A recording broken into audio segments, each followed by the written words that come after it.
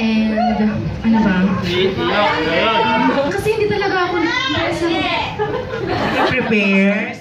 Balik ka next week. Eh dito ka, huwag ka kasing kabahan. Ano masasabi mo kay Julie?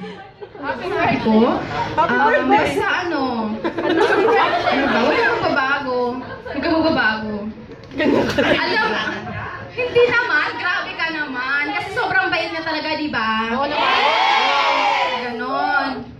Basta mahal na mahal na mahal na mahal na mahal ka namin lahat.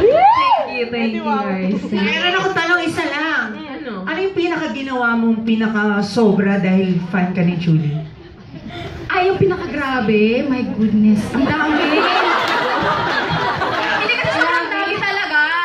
Di ba? Pampanga. Diba ba? Quezon. Quezon. Wala akong Cebu.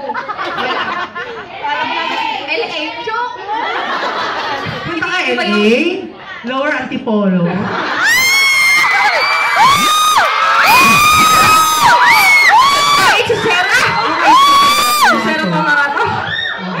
Okay, maraming salamat Ate Len. Ang ganda ni Ate Len, ano? Parang babae. Naka-stripes yan ngayon. Oo. At saka naka-wedge. Oo, bibihira yan, no? Minsan lang maganyan yan, panahon ng mangga. Hindi siya all-ka. Nagre-red Lipstick na. Careline lang, pinairam ko siya ng lipstick ko, red. Kasi sabi niya, ay gusto ko, Julie, pantayan mo yung, pantayin ko yung red lipstick mo. Oo, pinahiram mo. Oo. Yun, binigay ko sa kanya yung lipstick ko. Oo, akala ko ginamit mo ulit.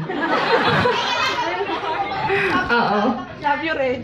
Next week ulit, balik ka ulit dito, tapos naka-red lipstick ka na. Palakpakan natin si Ate Len. Grabe, ang ingay ni Ate Len, parang turutot, no? Okay, ngayon naman, syempre hindi mo